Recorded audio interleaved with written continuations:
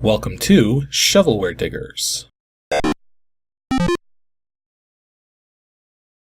Our dig team's currently excavating the Softkey Shareware 2000 Hit Games 2CD collection. You can find a link in the video description containing the entire directory structure of this archive. Here's what our diggers have for week 148. For more information on how to join the dig team, simply follow the Patreon link in the video description.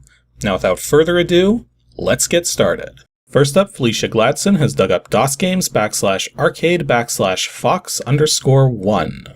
Okay, so I actually know what this game is. I'm going to tell you right now, it is not what you think it is. In fact, let's just do a little multiple choice here, see if you guys can figure this out. So is this game going to be A, have nothing to do with animals whatsoever, B, something made in South Korea, C, a 2D shooter, or D, all of the above? Yeah, I think you guys see where this is going. Let's see here. Type file ID .diz Ranger Fox, hot arcade game from Korea, VJ and Sound Blaster. Sound Blaster? I see Adlib up there. But yeah, this is actually a 2D shooter, and it's actually surprisingly good. Let's just take a quick look at the batch file there. Okay, so it's probably A for Adlib, V for VGA. Kind of makes me wonder if it actually does support like EGA or something. Maybe we'll check that in a little. But here we go. Soft Action and SKC Softland. So I have no idea if this game is freeware or commercial. Given the fact that it has like a proper publisher and everything, I'm going to guess it's probably a commercial title that somehow found its way onto this CD. Like, in order for it to get into the Softkey collection that we've been going through, it would have had to have been uploaded to some kind of BBS somewhere. So, I don't know. But as we can see, this is not English, so I have no idea how to read it.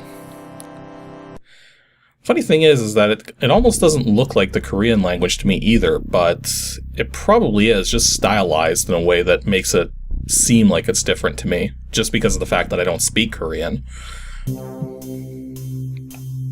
But apparently there's this guy. I gotta guess this is the bad guy. He just, well, I mean, the red eyes kind of give it away. Unfortunately, I can't make this go any faster. I'm pretty sure if I hit a key, it skips this intro sequence and we'll never see it again. So I'm just gonna let it play out. Now, I'm pretty sure this is also a bad guy. I don't know what's tipping me off, just kind of that neck there. It's got like enough wires to... Ugh. Also did a quick check before starting recording now and noticed that there's actually a whole series of games in this. Like, I think there's 3 games in total. And I also had something called Box Ranger, BOX, which is technically part of the same series, but not? I don't know. Oh, that doesn't look good. I think that city just got nuked. Or something. There's no mushroom cloud, so probably not a nuke. Probably more like antimatter. So yes, this Vexor ship that it's talking about, which it showed just a moment ago, is actually where we're going to be coming from. And yep, that's the name of our craft right there. There's us, for the person we're going to be playing. You know, this is the part that always confuses me with a lot of these 2D shooters coming from that part of the world, is that you've always got these sort of like organizations that have these giant flying fortresses, and then they just launch these like little fighters to do all the work. And it always looks like a jet, even if it's something that can go into space. Anyways, let's actually start playing this. So there is an options screen. It's flickering like crazy for some reason. Maybe I've got the cycles set too high. No, if I turn the cycles down, it just changes how the flickering occurs, so I think I should just leave it where it was. So yeah, level normal, shield normal, there's a music test. We'll just leave it as it is. And start. Stage 1, Outer Space, which naturally doesn't look anything like space.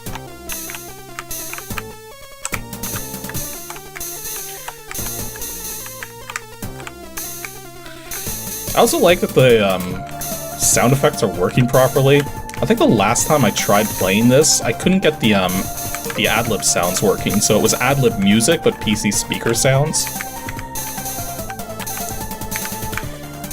So yeah, you'll notice we currently have a pretty standard attack here. It has it's almost like a mix of like the Darius games with Gradius in terms of just sort of the style. Now I know there's power-ups, we haven't seen. Oh, there they all are. Well, I just get all of them then. Now, I'm trying to remember how to use that new weapon that we've got there. I think it's like a special weapon, you push the key once or something. Or no, there it goes. You just hold the Alt key down. Although it is kind of weird. You have your special weapon fire button, and then your main weapon fire button, which also fires the missiles. Like, it's just weird the way these controls are set up like that. So I'm trying to remember, I think there's like 4 stages in this game. I kind of also forget how long they are. No, but apparently we got our first boss. Whoops. And so yeah, when we die we lose our special weapon, and our main weapon also goes down in power.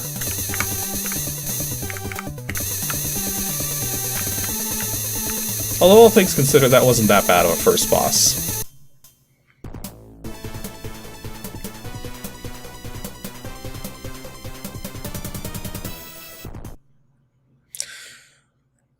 Now stage 2, Fire Space. Now we actually are in space, and we now have parallaxing backgrounds. So you've probably seen by now, there's actually a shield counter at the bottom of the screen there. So if we take too many hits, we lose a life, and now we're down to like minimum weapon power. That's not ideal. Yeah, you really, just like any typical 2D shooter, you kind of got to keep your power up to survive. And now we have some extra shielding to protect us, but as you'd expect, once it takes enough hits, it'll go down. Oh, we got the meteors again. Darn it. Those things are hard to deal with. That thing's moving very unusually. Okay, well we got our straight shot back now, but because whenever you pick up the weapon power-ups, it also levels the weapon up, so it's now faster. Oh, we picked that up right at the right as we respawned there. Got some homing missiles. Yeah, it's kind of weird the way this boss is working out in terms of just the way it looks.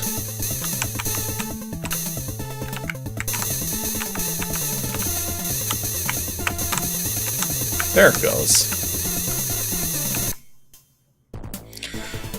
See, I think you guys get the general gist of it. This is a pretty... like, it's not a perfect game by any means, but just consider the fact that this is running in DOS.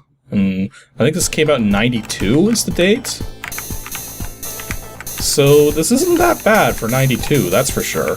Oh yeah, and I picked up this power-up in the last level too, but it didn't get a chance to really use it. I got those sort of side pods there firing side to the sides of me, I guess. But yeah, again, no idea what the freeware, shareware, commercial status of this is or anything. But it definitely doesn't actually have anything to do with actual foxes. This is just a 2D shooter. I say just a 2D shooter, but it's not a bad 2D shooter. Let's put it that way. Next up, we have a team dig from Paul Shearer and Matthew Belshon, DOSGAMES /arcade/EBART. Although now I'm thinking maybe this actually says EBART instead of EBART. Well, at least we have a doc file, so edit ebart.doc. Okay, so EBART BSX Interstellar Combat game? And also we're finding here that the game is considered freeware, but you're welcome to send donations for it to BSX International. But apparently the person responsible for all of this is Robert Roberts. Using EBART is a real gut? What? There's only one program, just type EBART and you'll be sitting pretty in Schaefer City. Speed problems, real-time program, and internal time procedures keep EBART from running too fast on supercharged machines, so you should not have to turn turbo off. That would be nice. In the rather distant future, some centuries from now, you are the owner, operator, and sole crew member of the interstellar ore freighter BART Star. Nice name. One day, while innocently exiting warp, you are stunned as hell to receive an emergency hyperwave broadcast from the commander of the Terran Federation Armed Forces in the Small Magellanic Cloud. Seems those pesky aliens, the Kefrelish, are invading all of human space. No skin off my teeth, you assure yourself. Okay, so yeah, it looks like we're going to be just dealing with aliens. I don't know. Let's actually try running it. So, EBART. Combat like it oughta be. Okie dokie then. Do you require a briefing? Sure. The TFAF. That's kind of... I don't think you would have called yourself Terran Federation Armed Forces, like, with all seriousness. Anyways, this is a military emergency civil spacecraft broadcast. Try saying that 5 times fast. Please be advised of the fact that triads of the righteous defenders of the Gardens of Kefrelish are reported to be exiting warp at many, if not all, of the points used by human commercial traffic throughout the galaxy and the clouds. Wait, so what does it mean by that?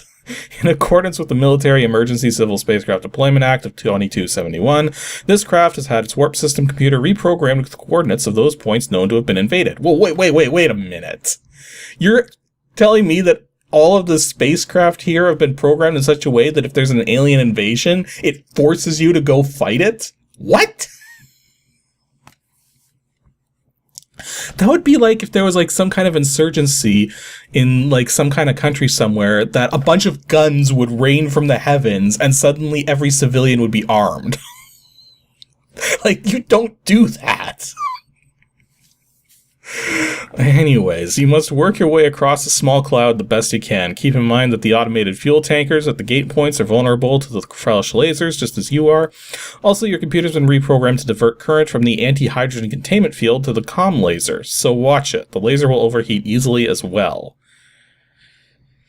Okie dokie then.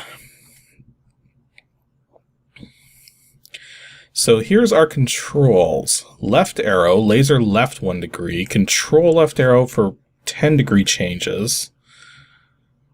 Then we have, what keys are it? Okay, I see. It's split into 2 columns here. So got positive X thrust, Y thrust, and Z thrust. Space laser on off, warp to numbered location. Hit any key to play your butt. I don't know about this.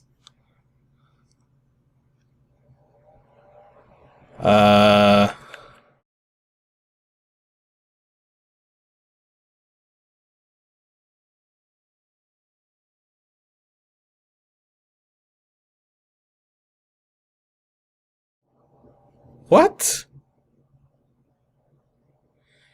I just lost the game. I hadn't even really done anything yet. I was just moving the cursor around for literally like 10 seconds and suddenly I lost. What? What? Okay, let's try this again. Okay, I don't require a briefing because I know what the controls are.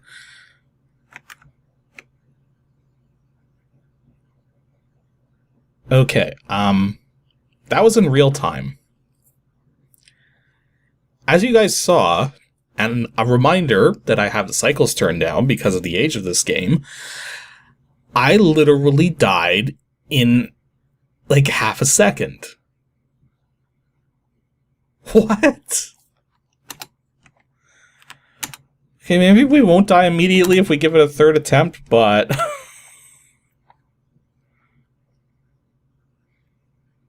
Okay. So can we fire our laser? Okay, that worked. That also worked.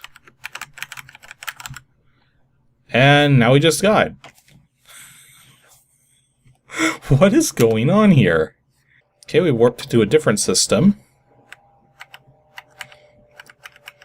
So, laser that guy. Laser that guy. And this one. Okay. Not entirely certain what's going on with all of this. So if I go now to a different system... Okay, we got one enemy present. We'll just zap him. Okay, I see what's going on. They're raising my hull temp when they're present.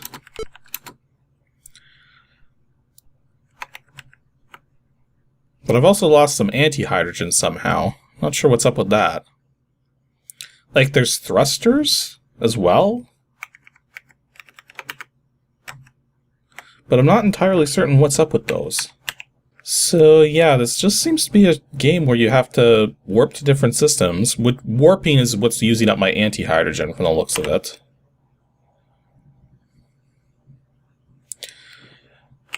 Yeah, I'm not picking up anything on the long-range scanners anymore. So...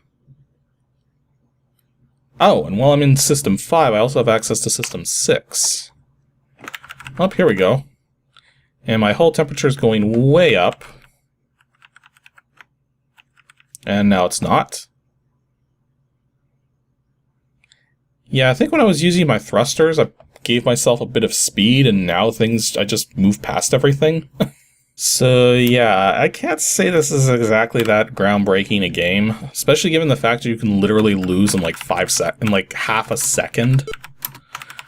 Like, that doesn't make any sense. Like, clearly there was an attempt to make something here, but just the nature of it just isn't really that fun. Like, the mouse actually locks into place within the DOSBox window, but there doesn't seem to be any mouse controls, so... Because that would make more sense. If there was actually mouse controls with this, then I could see that being a little bit more interesting, being able to, like, click around the interface to do everything, but as it stands, this is just kind of clunky and kind of boring and kind of unfair. So, yeah, can't say I'd be recommending this one.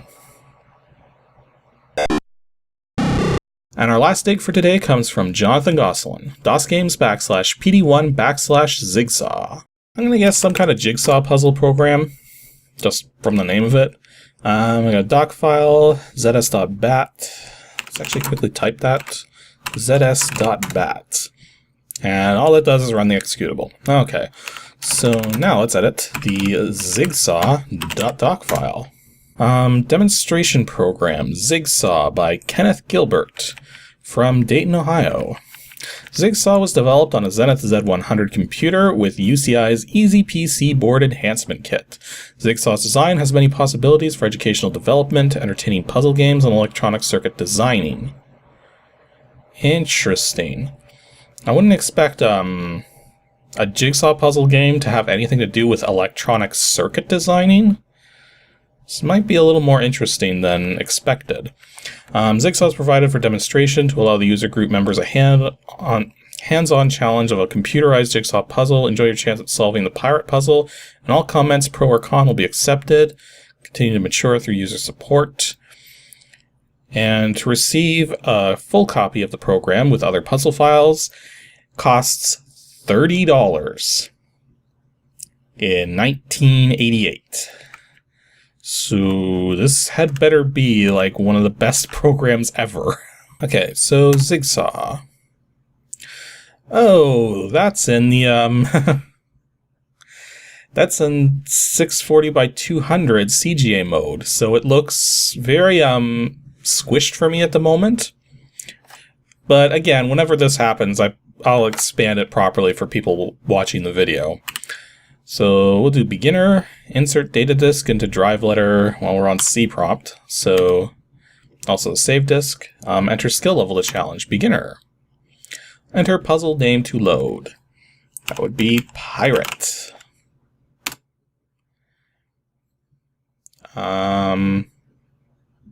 So I guess there's a just load. Okay, so here's the pirate puzzle. Press any key to begin.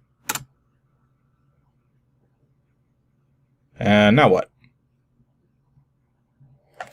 Oh, I see. So we get all these pieces at the side here. So this is actually more of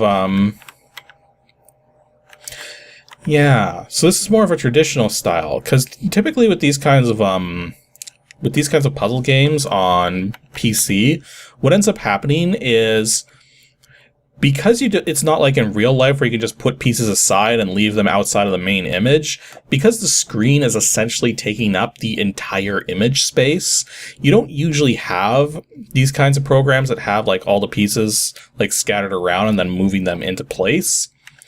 But this one does it instead by simply having a box that lets you select from all of them. And then when you have a piece you want, you just put it into the puzzle somewhere. So, let's see if we can figure this out. Piece 6 looks like it might go somewhere.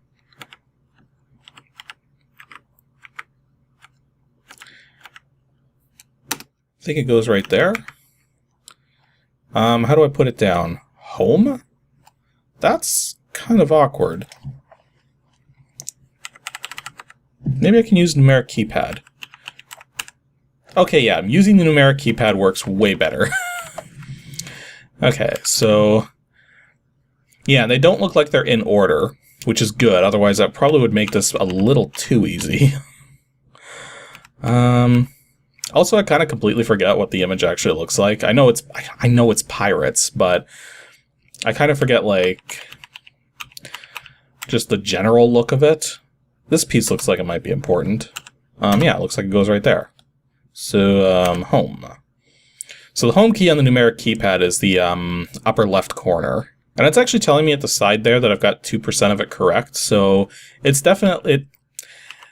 I wonder what actually happens if I put a piece in the wrong spot. Let's just pick up any old piece. So let's just say I put it right here. So yeah, the correct percentage didn't go up. So how do I edit a piece that I've already put on the board is the question. Okay, there's an edit mode.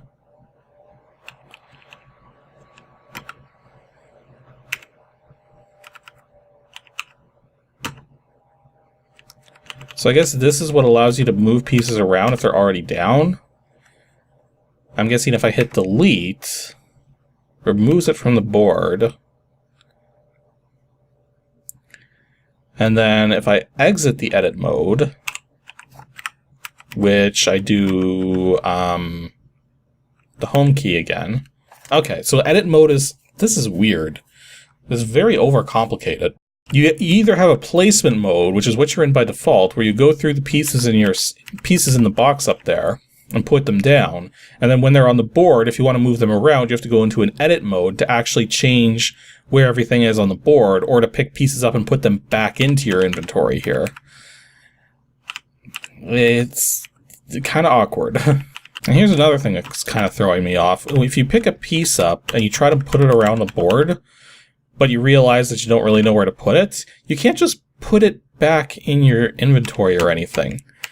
You have to actually put it down and go into edit mode, go delete it, leave edit mode.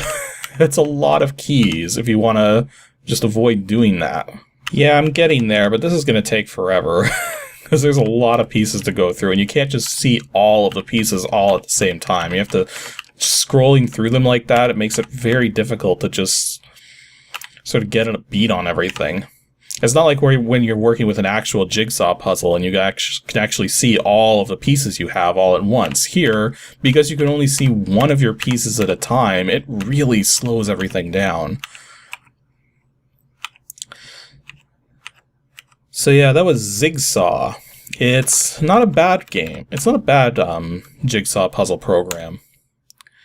But it's definitely awkward. So, I don't know. Yeah, I don't know. I just don't know.